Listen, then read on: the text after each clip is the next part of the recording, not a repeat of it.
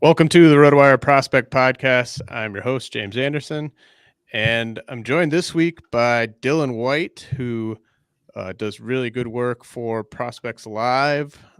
Used to just kind of do his own thing on Twitter with the formula in all caps, but Dylan is really great at kind of pinpointing breakout prospects early in the season, and so I'm going to have him on to talk about breakouts and which ones we're really buying in on. But first, Dylan, thanks for joining me. How are you doing? Not too bad. Happy to be here as always, James.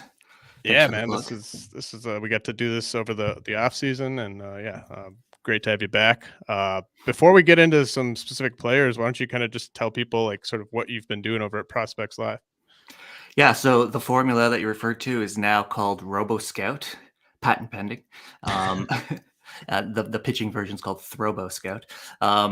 Basically, I take it's results based, stats based. I apply park factors, I regress. I think generally appropriately, and then I rank them. There's an age adjustment as well, and it spits out a number from 0 to 100.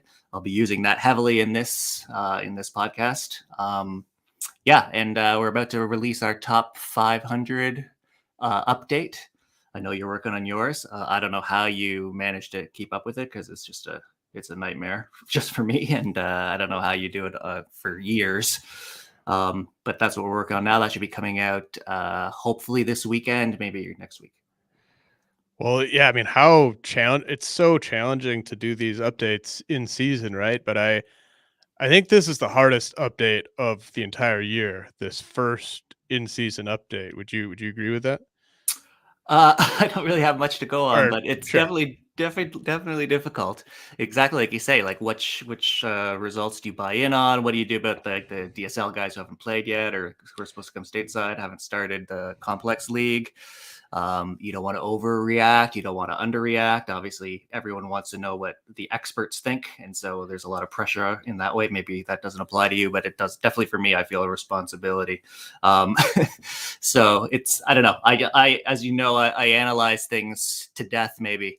And so it's always like proximity versus age versus recent history versus in the past, et cetera, et cetera. And I just like go crazy just trying to figure out how to rank those. Yeah, I mean it's tough, and part of the reason why I'm not doing my first in-season update until the end of this month is I don't want to kind of lead people astray. It's certainly speculating season. You know, you can spec on these breakout guys, but we're still dealing with such a small sample that one prospect having a really good or a really bad next 2 weeks is going to drastically shift the way that their season stats look. So it's so challenging to try to not overreact while also react positively on some of the guys that you are really buying. But we're going to break down 10 or so of those guys that are off to great starts that you and I are both really buying into, and hopefully that gives people some targets to add in free agency while they're awaiting these prospect rankings updates. Dylan, why don't you start things off and give us one prospect whose early start is something that you're really buying into? So the guy I like, and Adael Amador and I just did a podcast on Monday, Dynasty podcast, and I mentioned him as a potential the Anthony Volpe of this year, is Ezekiel Tovar from Colorado. Shortstop, AA, 20 years old, I believe. He's always been a defense first guy, so anyone who's good defense up the middle is going to have a long leash, going to have a better chance to make it to the majors as well. But this year, he's kind of reined in the free swinging. He had a very low walk rate last year, but this year he's up to like 11 or 12%. He's like 300, 400, 500 type of like major league equivalency based on how he's performing now. Speed, power, 2020. Like I like everything I'm seeing. Very young for the level. He's my number one breakout guy right now. Yeah, really the only thing that doesn't pop with him is the hard hit data that I have and that we have on RotoWire.com. Do you guys have any other hard hit data on him that kind of gives you some confidence in the The breakout being legitimate. Not this year. We don't have the access to Statcast this year, but I do like a expected barrel rate based on a number of the available stats, and his number is popping compared to last year at least. His exit velocities last year were kind of middling, even for his age, but his expected barrel rate has gone up. Yeah, and our hard hit data, it's a useful tool. I definitely don't think it is the be all end all. I mean, it's not perfect data, and so it's pretty bad. But I think if you just kind of look at everything you referenced in terms of the improvements, it's really hard to sort of poke holes in it. And you don't need Tovar to be a 30 homer hitter for him to be a great fantasy option because of that speed, because of the home park. And I'm kind of blown away by his season so far because really struggled after that promotion to high A last year. Struggled in the AFL. I know that he wasn't. It was a small sample in the AFL and everything, and he was working on some things, but still, that's such a hitter-friendly environment that typically guys who really struggle there are going to struggle then the next season. But not the case with him at all. Yeah, the one thing that I've noticed in the last couple of weeks is his strikeout rate is kind of creeping up slowly. So I'm hoping that's just the league's starting to make some adjustments, and seeing how he'll bounce back is what I'm going to be watching. And he's definitely a classic guy where it's just like, I want to see, like, give me 70, 80 more plate appearances, and just let me see where this sort of settles, because if he were to keep up this level of production, or something close to this over 2 or 3 months, I mean, that would be pretty impressive just given his age. I mean, he doesn't turn 21 until August. So really handling a challenging assignment here. Okay. My first guy is someone who's sort of similar a little bit, I guess, to Tovar, but a much more well-known player, former number 1 overall pick, Royce Lewis. I'm all in on what I've seen from Royce Lewis so far. I think there's a case that he is back to being a top 10 overall prospect for dynasty leagues. Just there's nothing really that you can sort of poke into his start to the year statistically. Walking almost as much as he's striking out, which is just not something I ever thought I would say about Royce Lewis at any level.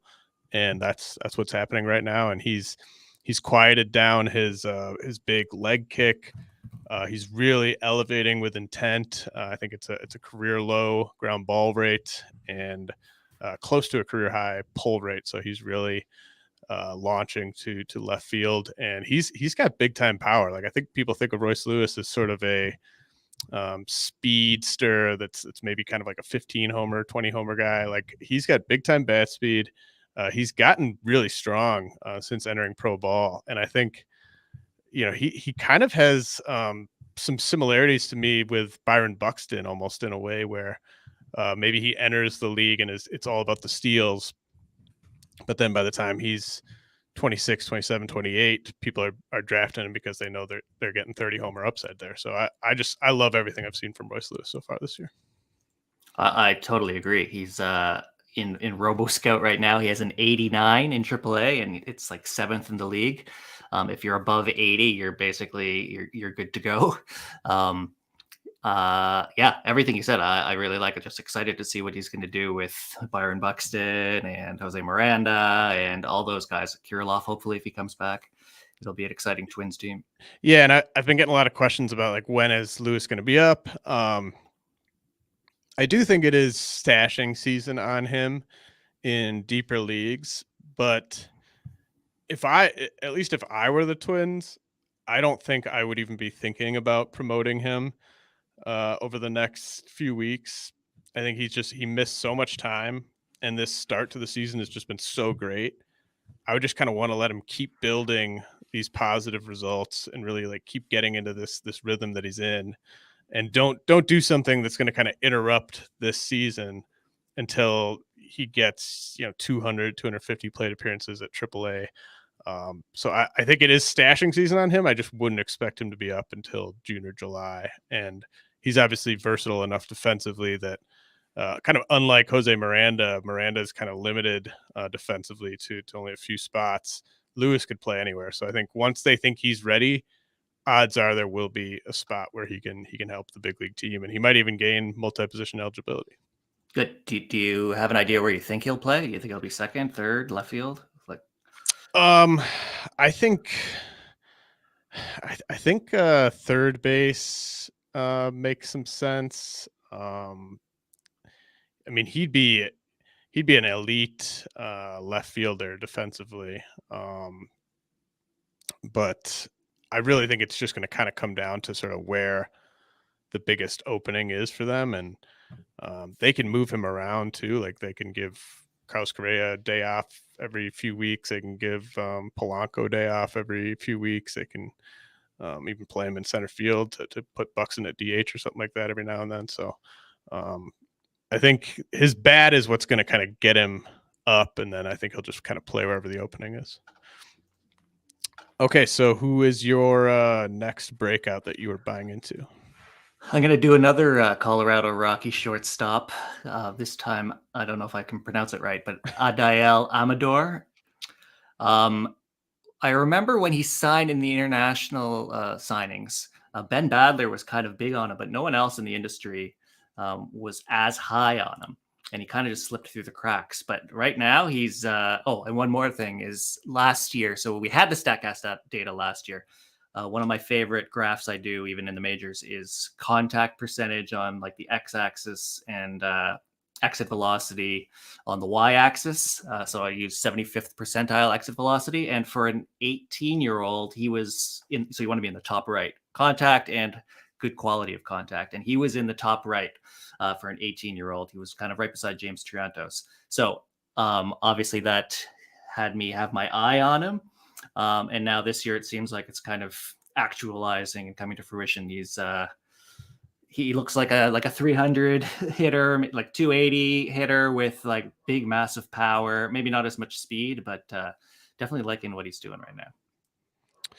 Yeah. Where do you like, what have you seen video on him? Like, what would you guess he measures in at right now?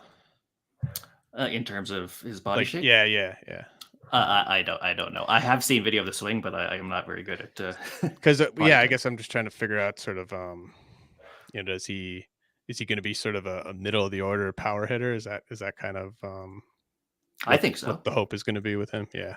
I mean, I think that would be really exciting, and even teams as dumb as the Rockies, if you sign enough guys, some of them are going to break out every now and then. So that's interesting that we're opening it up with a couple of Rockies guys, but dig that. And Amador, I think in a lot of dynasty leagues, is probably still out there. The first two guys we talked about, Ezekiel Tovar, Royce Lewis, I would assume are long gone in any kind of competitive dynasty league, but I'm sure in deeper leagues, Amador was probably rostered even coming into the year, but there's probably some where he's available.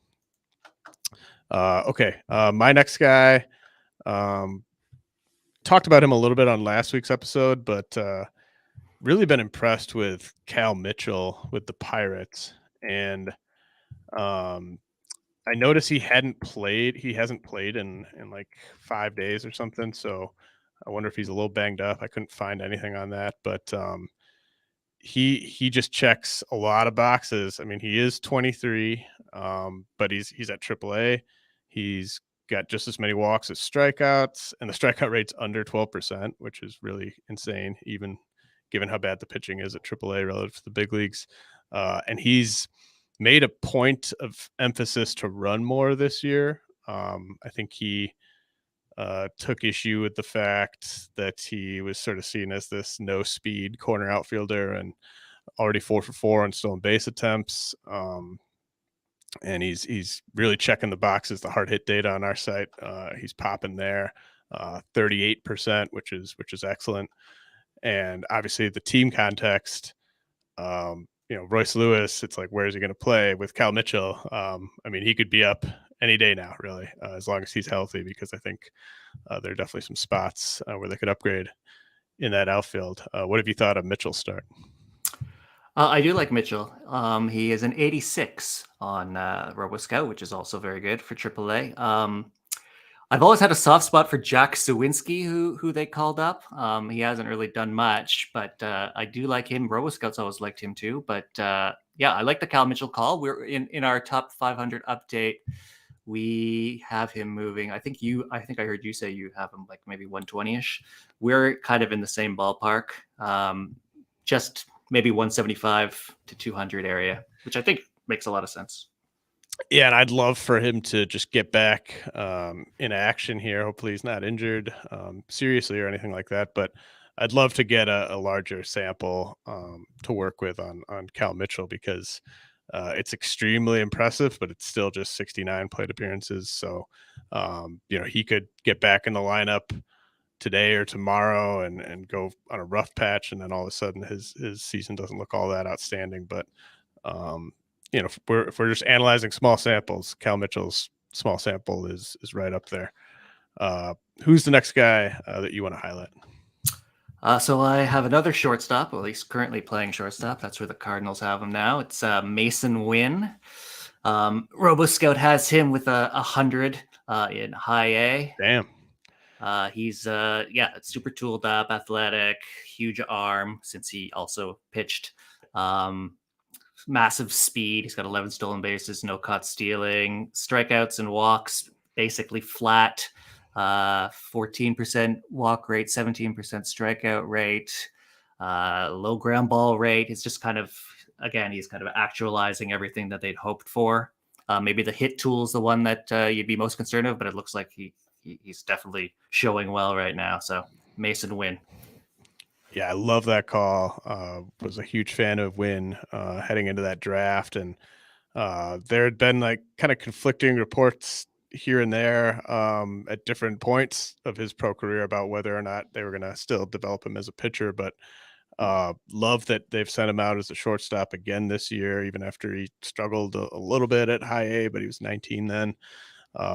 And he's only hit 6 homers in pro ball, but he does have some raw power that he's eventually going to tap into a bit more in games, I believe. So I don't think this is just speed, batting average, on base, and that's it. I do think there is some juice in that bat, and yeah, I mean the upward trajectory with Winn right now. I mean, who knows where I'll have him ranked, but I would assume if he kind of keeps this up, it'll be top 75, something like that. Where are you guys going to slot him? Do you know? Basically, kind of the same spot inside the top 100 at the 75 area, I think. Yeah, and I mean he's got the type of tools that are incredibly valuable in fantasy. So really, sky's the limit with him over the next year and a half. Okay, gonna get to another one of my favorite breakouts this year, but first, a message from our sponsors. Okay, we're back. This next guy was someone that I was pretty bullish on for first year player drafts, but he's just even further surpassed that. Granted, I do believe he is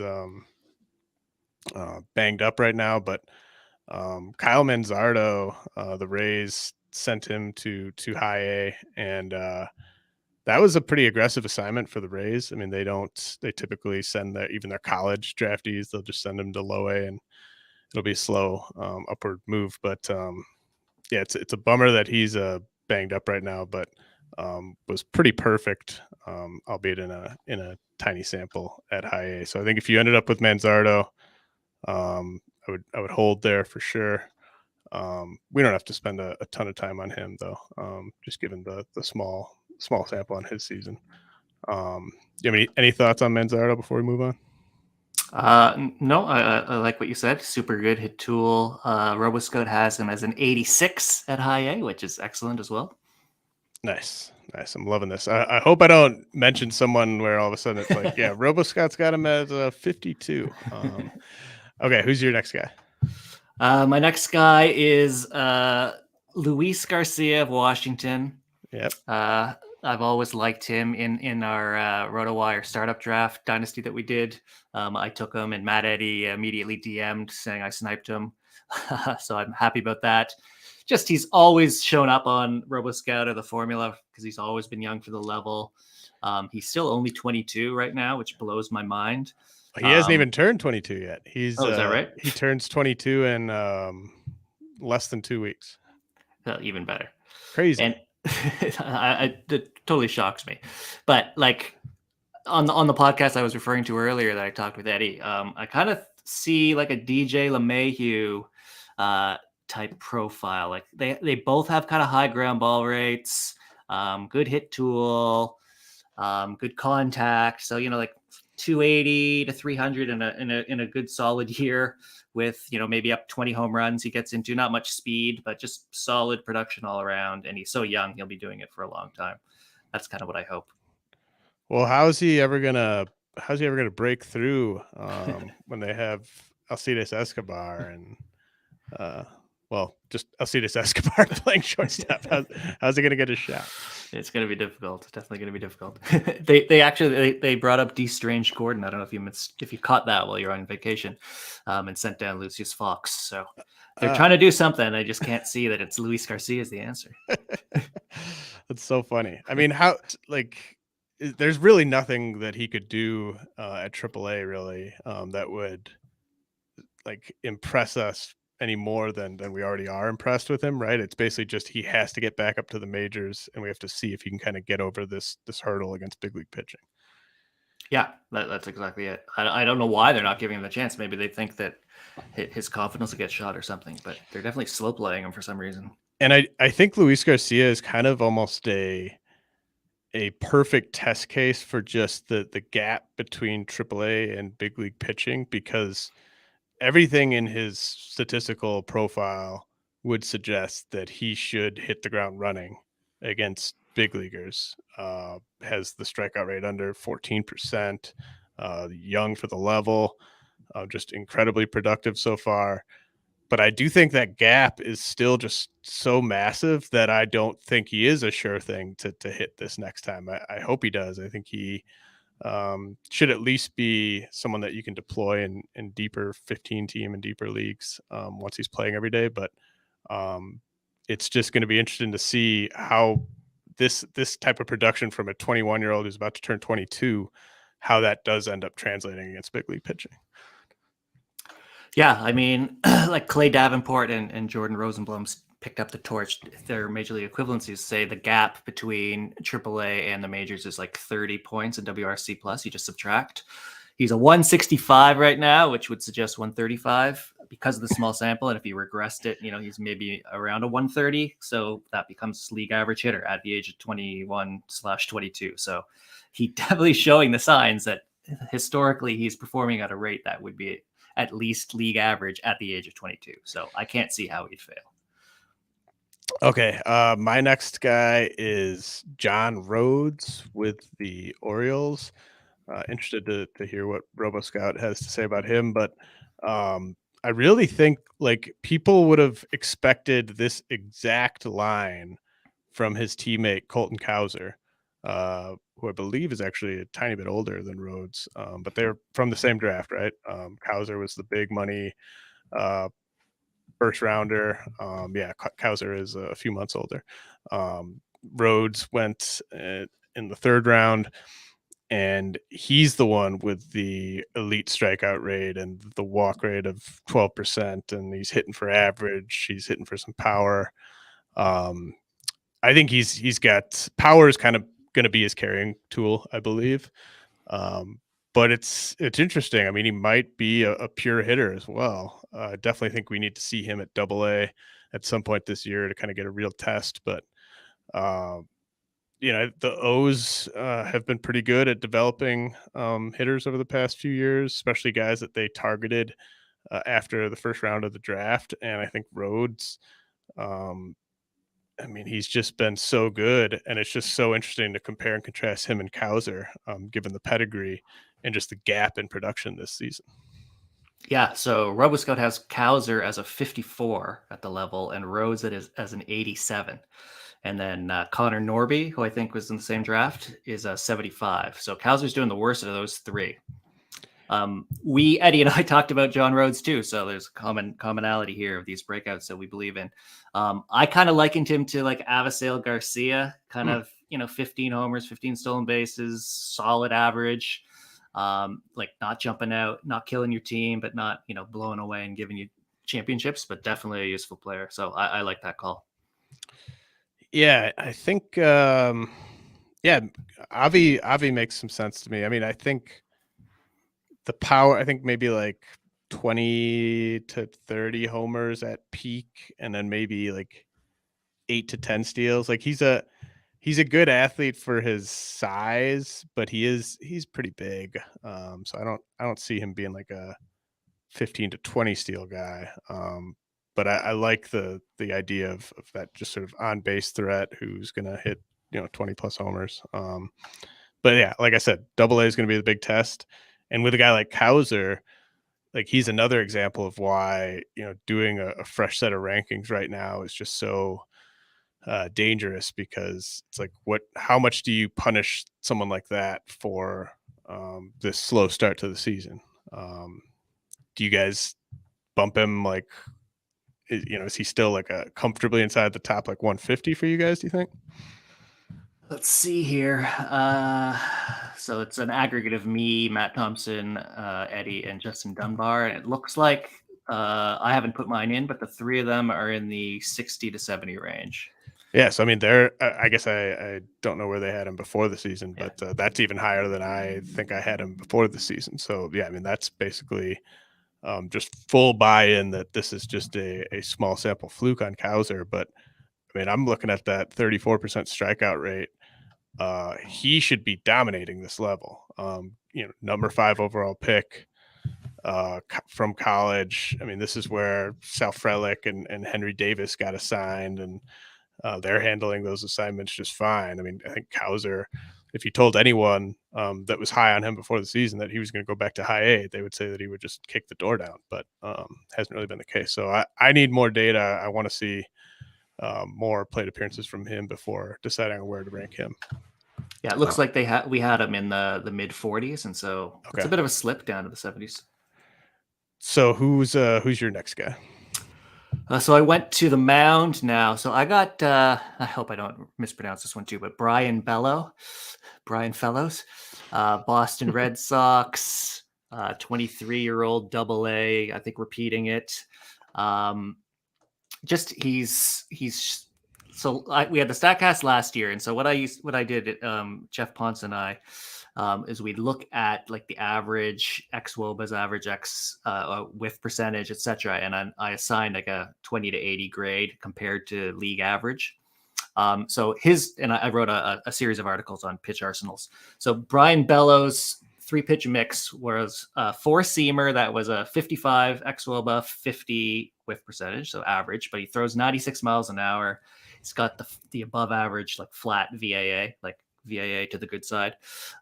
His slider was a 55-60 plus velocity plus spin, and his changeup was a 55-65. So he has, using my metrics, he has 3 above average to plus pitches. And he's just doing the same thing. He's even dominating even further now in Double A. So, and if you look at Steamer 600 now, his numbers at the age of 23 without any major league experience are basically the same as Ian Anderson in terms of WHIP ERA, though a bit fewer Ks at the age of 23. So without even throwing a pitch in the majors, he's already projected to do that. I mean, sometimes they're not the most accurate minor leaguers using Steamer, but just kind of give you an idea of what he can do. So I think he can stick as a starter. He throws mid to high 90s. His control is good. His ground balls are good. He's my big guy right now. That's a great call, because a lot of people have been asking about him. Yeah, I mean, I wonder, do you think he's more of a in the majors next year type of guy, or could he just force the issue later this summer? I mean, it's tough. Like the way they're handling Tanner Houck and Garrett Whitlock, like they're not really sure what they're doing with them. And then Chris Sale's going to be back. Like, are they in the bullpen or are they starters? Or are they five and dive? Are they the followers? Who knows? Are they the closer? Like Whitlock has gotten a save. So I would think, all things being equal, he would be up this year. But I'm not really sure how they're handling these guys. Waka's doing well. Pavetta isn't doing well, but his metrics aren't as bad as he's showing. They could use him for sure. I wouldn't stash him for redraft. Mm-hmm. And of course, he could just come up as a weapon out of the pen, like a multi-inning relief weapon this year, and then get stretched back out next year, and he could help them in the playoffs in that type of role. So. Even if he did come up, not a guarantee to be in a fantasy friendly role. Okay, my next guy is also a pitcher, Gordon Graceffo with the St. Louis Cardinals. That's Graceffo. He was the 151st pick in last year's draft, and friend of the show, Nate Handy, was telling me about how great he thought Graceffo looked, and I went and did some digging, and I came away very impressed. The fastball is a big time weapon. He throws 3 secondary pitches, all pretty good movement.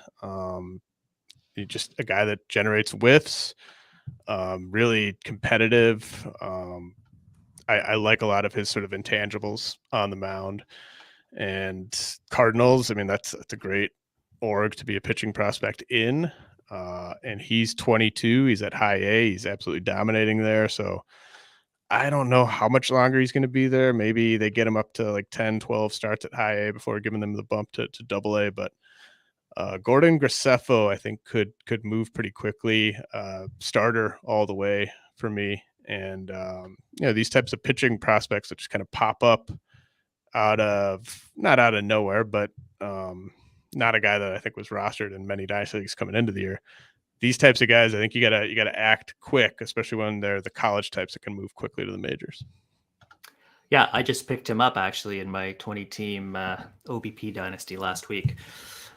He's the guy that was throwing 100 in spring training. Is that right? Was he? Maybe you don't know. Man, I thought he was. I thought Jeff Ponce had an article about him doing that. I don't know what else he needs to do in high A. He's thrown 27 innings already. His walk rate is 2%. He's got a 0.51 whip. It's I mean, this is why I picked him up. Robo Scouts all over him. What did I tell you the number? 87.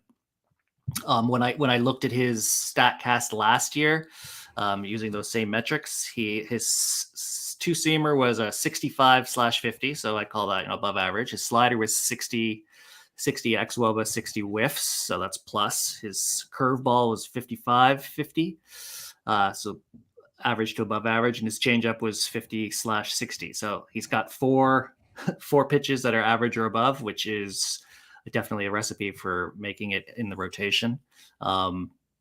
Possibly mid-rotation, like you said. Cardinal magic is real for pitchers and hitters. So I love that call, and like I said, I picked him up, so I'm walking the walk too. Yeah, and you were right. Jeff did have a tweet from March where Graceffo hit 100 per the TrackMan at the game he was at, but it was a lot of 97s and 98s, which from what I've seen of him, he is pretty much parked in the upper 90s. And with all those secondary pitches, I mean, that could just be a deadly combination. So now would be the time, I think, to add Graceffo, even in leagues where maybe 200 prospects are rostered. I think he's comfortably going to be inside my top 200 on the next update, assuming he stays healthy. Yeah, last year his average fastball was 94.6. Max was 98, so it looks like he's added some velocity there. Looking at our top 500 coming out, two of us have him inside the 200, one of us inside the 300, so kind of early 200s. Yeah, and like I said, I mean, these pitching prospects are different for me than hitting prospects in terms of how quickly I'm willing to fully buy in on a guy, because pitching prospects just show you how good they are, and you can only you only have to see them for one start really, and the pitches kind of add up to what they are. Whereas a hitter, you need all that data to really kind of feel confident about a guy. But with a pitching prospect like this, I mean, that there's no reason why he couldn't finish the year even at AAA, honestly, and be set for an early 2023 debut. So,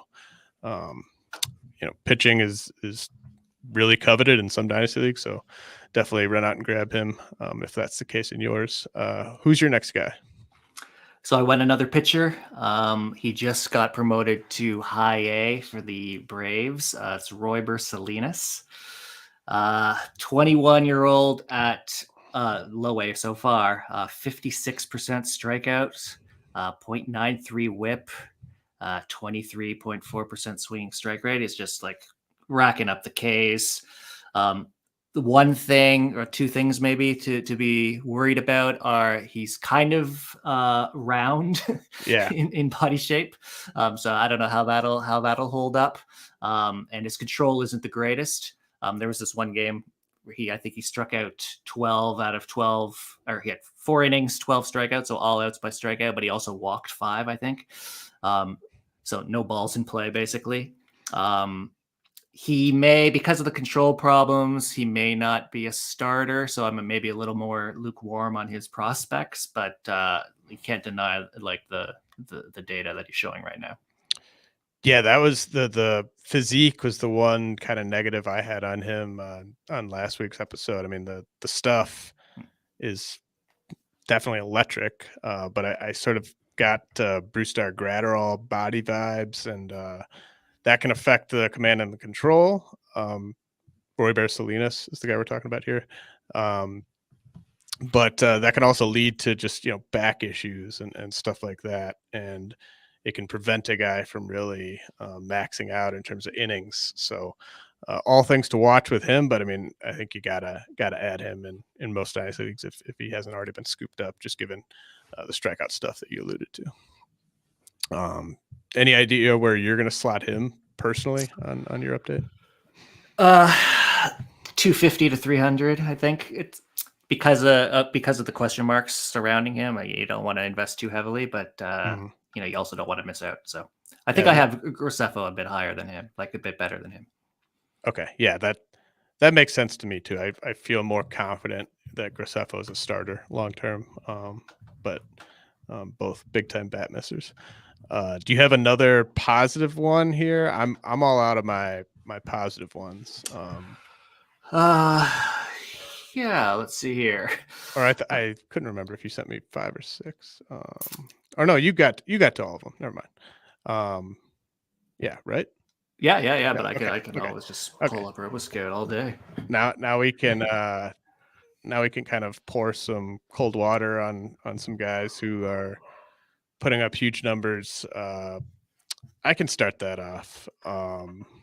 Now, I think this is an everyday big leaguer at some point. I think there's going to be a point here in the next few months where his value in Dynasty really takes a hit. That's Nolan Gorman, putting up ridiculous numbers, counting stats wise, at least at AAA, and he is young for the level. He's not even 22 yet. He turns 22 in a few days.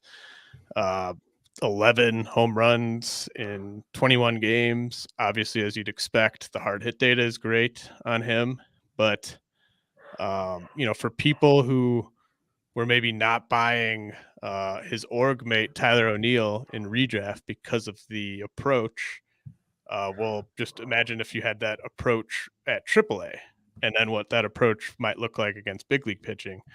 We discussed how big the gap is. You have a guy like Cal Mitchell striking out less than 12% of the time, and you have Nolan Gorman striking out 35% of the time and not even walking 8% of the time. To me, that's just a recipe for major struggles against big league pitching whenever he does get that opportunity. So, I don't think this isn't rocket science, right? Like, I think people in dynasty leagues are going to know that, the hit tool maybe isn't that great, at least right now. But I do still think this might be the time to try to sell him. If you can get him to be valued as kind of a top 30 prospect overall, I would make that move. Like if you could trade Nolan Gorman for Michael Harris, I would make that move today, because I do think he will get an opportunity here sometime this summer, and I don't think he will do that well. And then at that point, people are going to have some concerns.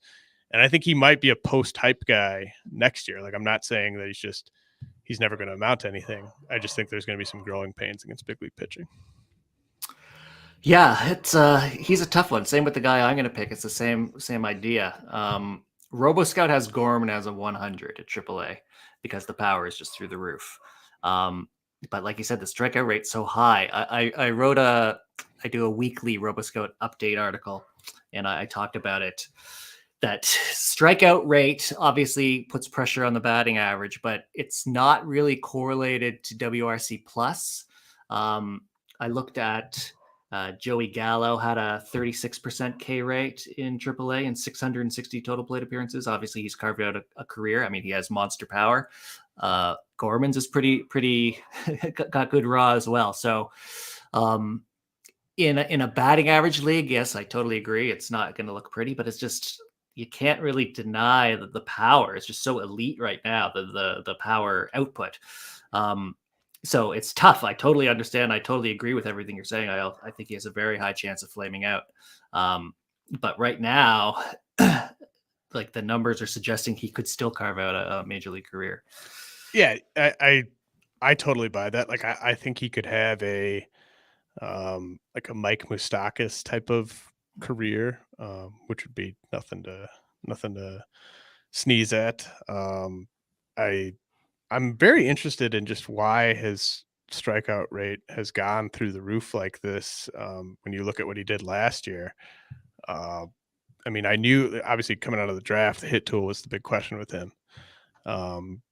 So I think he might be maybe, and that's the thing, like the environment at AAA, it's so easy to put up monster numbers there that it can maybe mess with a guy's whole approach, because he's maybe developing bad habits while having extreme success. And so you're not going to necessarily change what you're doing if you're Nolan Gorman and you're hitting 317 with a 427 ISO, right? Like, why would you change what you're doing when you're having that kind of success?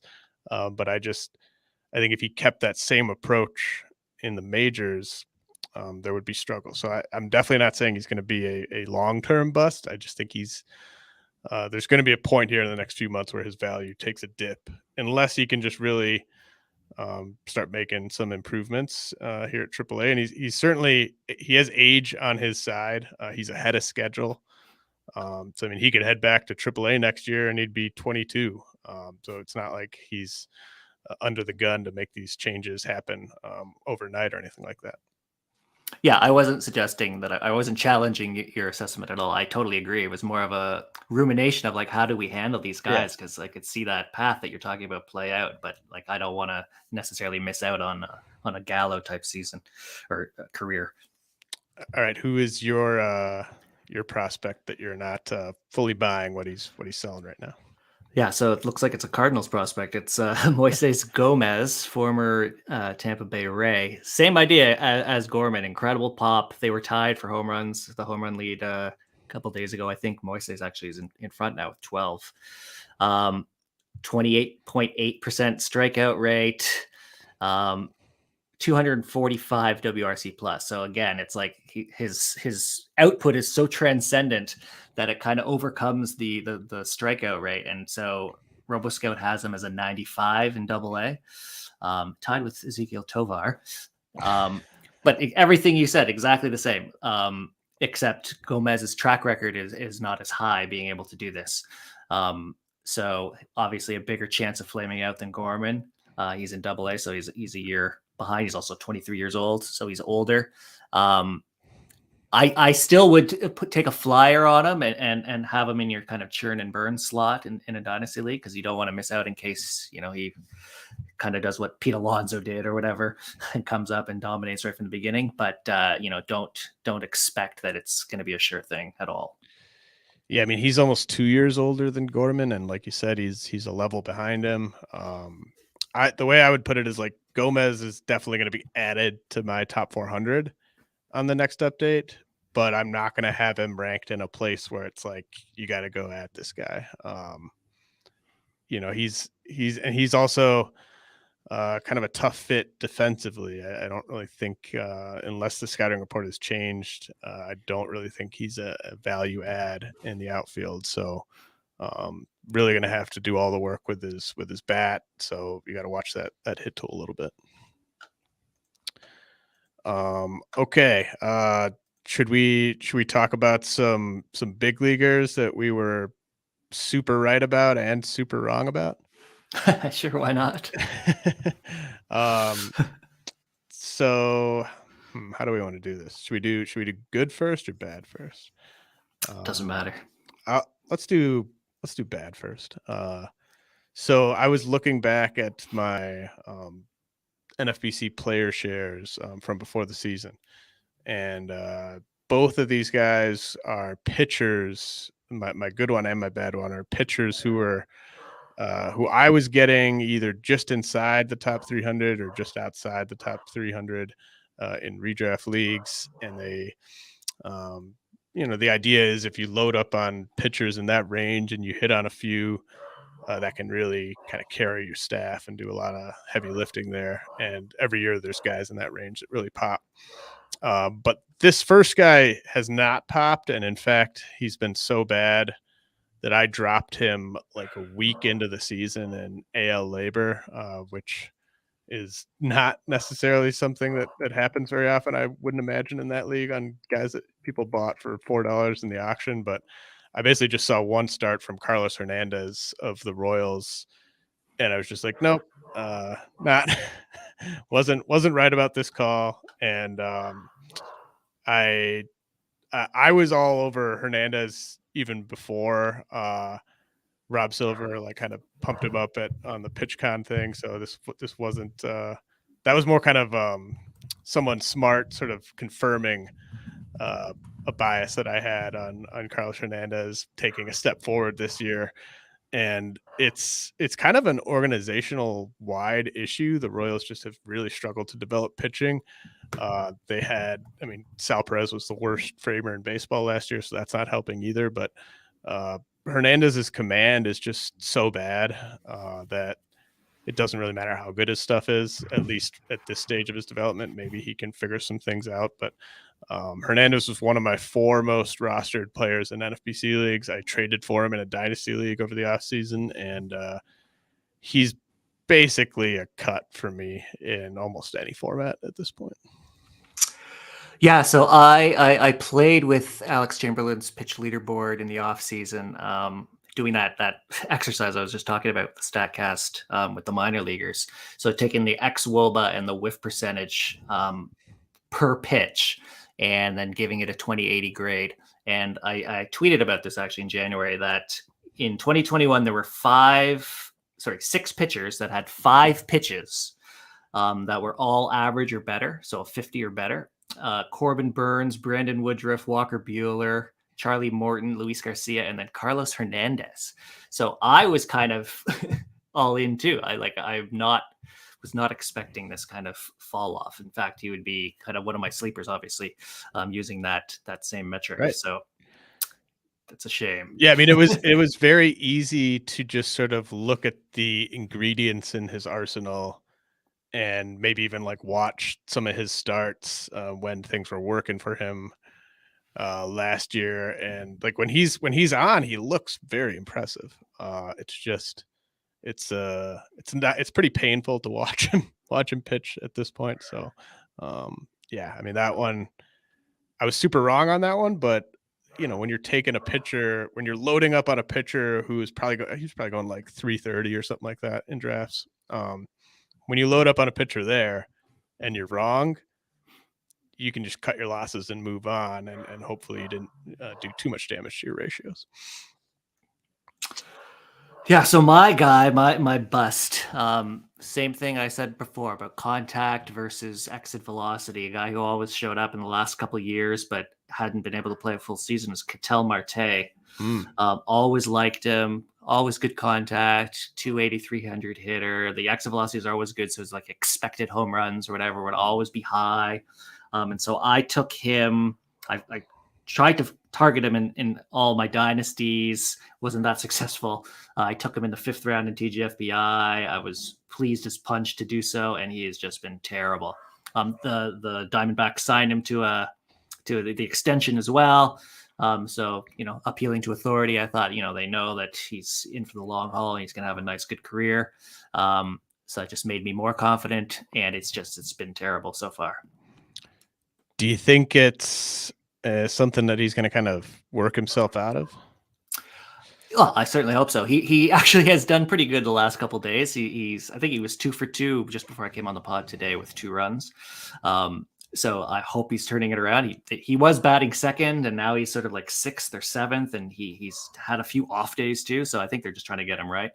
I think he had an eye issue in spring training too, so maybe that's bothering him. Maybe from one side of the plate. I haven't really dug in on the splits, but I think he's going to be, average at least. But I don't know if he's going to return that 5th round value that I was hoping for. Yeah, I remember before the season, you could look at their projected lineups, and it was just like there's Ketel Marte, and then there's just this giant cliff to whoever you think their second best hitter is. So you can bank on the playing time, you can bank on the spot in the lineup and everything. And here we are. But yeah, I mean, I think he's got to be a pretty solid buy low target right now. Okay, the one that I so far have nailed, but he's a pitcher, and so things can go poorly very quickly. But Eric Lauer of the Milwaukee Brewers, just I didn't see the velocity increase coming, so there's some luck involved with hitting on this one, and I wasn't expecting him to be basically like the ace of the teams that I have him on, but he was, I think, my second most rostered player just because of the cost and what I perceived to be a very high start-to-start floor, especially given the team context and the division and everything. He made some adjustments to his arsenal in terms of how often he was throwing stuff last season, kind of halfway through the season, and he was just awesome over about a 70-inning sample, and it looked legitimate to me. I thought he was probably their 4th best pitcher coming into the year, either him or Ashby, and that increased velocity up to 94 average on the fastball, and the swing and miss breaking balls. I mean, he's just been outstanding. So that one paid off. I mean, if you have one Carlos Hernandez and one Eric Lauer, it's going to be, you're going to still come out ahead on that. So been happy with that one. Yeah, I don't have any Eric Lauer anywhere, and makes no sense why. He was one of my sleepers, him and Nestor Cortez and Luis Gil. So I'm not perfect on that, but I don't have any of them anywhere. I do this in season sort of every other day, download from Fangraphs, plug into my spreadsheet, and I do all sorts of like expected metrics sorting stuff. And I have Eric Lauer right now as like the 12th best pitcher rest of season. Like, it's kind of ridiculous just what he's showing right now, and I try to regress that too, so it's not just small sample size stuff, and it's just he's definitely someone I regret not having anywhere. Because Lauer and like the 4 pitchers that I have the most, there are my most rostered players, were Carlos Hernandez, Lauer, Detmers, and Nestor Cortez. So 2 big hits, sort of a TBD on Detmers, and then a big miss on Hernandez. But was it just, were you kind of like getting cute in drafts and just hoping that they would kind of fall to their ADP? How'd you miss out? No, that's exactly what I did. It's especially my TGFBI league. It's just the draft was just so everyone was sniping me like one round before they were quote unquote supposed to go, or that I was kind of confident that I'd be able to get them at, and it really threw me for a loop. So I lost Lau. I didn't get Edward Cabrera, which was maybe so far okay, but Seiya Suzuki, all these guys were I was getting sniped a few rounds before I was hoping to get them, and it really threw me for a loop. You mentioned TGFBI. You and I were chatting about that. That's a competition that you and I have historically done quite well in. If your colleague Smada still did his adjusted all-time leaderboard, I think you and I would probably be top 3, top 5, something like that all time. We were both kind of commiserating over the fact that our teams are kind of middle of the pack and not doing so hot. But your team has really caught fire here over the last few days. Who's really been lifting your squad? It was all in the last day. I was 175th yesterday, and now I'm 55 or something like that. I got 3 wins. It's really Aaron Judge is the guy who's carrying my team right now. No thanks to the aforementioned Ketel Marte or even Joey Votto, who's just been killing me. But yeah, it's just pure luck. So I think if you're not feeling so hot about your team, don't give up, because you can gain 120 points, 120 spots in the overall overnight, literally overnight. So it's clearly way too early to think time to pack it in or to give yourself a pat on the back. Yeah. So I mean, the funny thing about my rough start is that the two probably biggest culprits are guys that I would have thought before the season were maybe sort of the safer veteran players on my team. I stupidly took Whit Merrifield. Gosh, what was that, like early third or something like that? I never take Whit Merrifield, and I started with Trey Turner, and I really wanted to get the steals for the overall prize and lock up my batting average.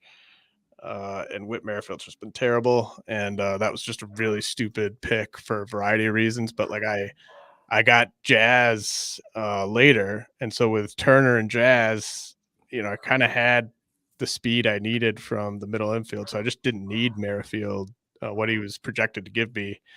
And my team is just terrible in terms of power, and I just totally whiffed on that. I should have taken some sort of power hitter there, and that was a huge mistake. But then the other guy who's really let me down is Charlie Morton, who I would have thought would have been just incredibly rock solid this year, and I think he will turn it around. But yeah, I'm just kind of treading water, middle of the pack, nowhere near you in the overall, but hopefully that'll change. All right, Dylan, why don't you let people know one more time where they can subscribe to the Robo Scout feature at Prospects Live? Yeah, so we have a bunch of tiers in our Patreon at Prospects Live. Robo Scout is in the $10 per month tier. Updated weekly. I have an update, like an article that accompanies it, where it's like big movers, who I'm taking, who I'm not taking, who I'm not buying into, what size league type of thing. We have an incredible amateur draft team who've done their top 400. We're coming up with our top 500. Like I said, probably by next week. We got live looks. We got big news. We just signed a podcast with Cole Wilcox, minor league prospect Cole Wilcox, as part of our Prospects Live network. Cool. That just came today. So a lot of big things happening. My Twitter is The Arrival with 2 underscores between the and Arrival. A terrible handle, but sticking with it. Can't change it now. Yeah, exactly. Because of all my followers will get confused. But that's where I am right now. Are you gonna, because you weren't with Prospects Live last year for the mock draft that they do every year, right? Correct. Are you gonna get to GM a team for that this year? I don't really feel comfortable enough with my body of knowledge for that. But if they ask me to, of course I'll join in. But I'd have to give a lot of caveats that I'm the wrong guy to do it. Like Ruben Amaro. Well, yeah, definitely subscribe, support Prospects Live via their Patreon. They do really good work. A bunch of really good people over there. Love doing stuff with those guys, and Dylan's Robo Scout tool is worth that Patreon price alone. And then be on the lookout for their big updated prospect rankings, which it sounds like are going to be out before mine are. I'm hoping to get mine done maybe like the Monday or Tuesday before Memorial Day weekend. But I assume the Prospect Live ones are going to be out even before then. So no better time than to go over to Prospects Live and sign up for their Patreon. Really appreciate you joining me, Dylan. This was a ton of fun, and hopefully we can catch up soon. Yeah, anytime. Thanks, James. All right, this has been the RotoWire Prospect Podcast. I'm James Anderson. I'll be back next week.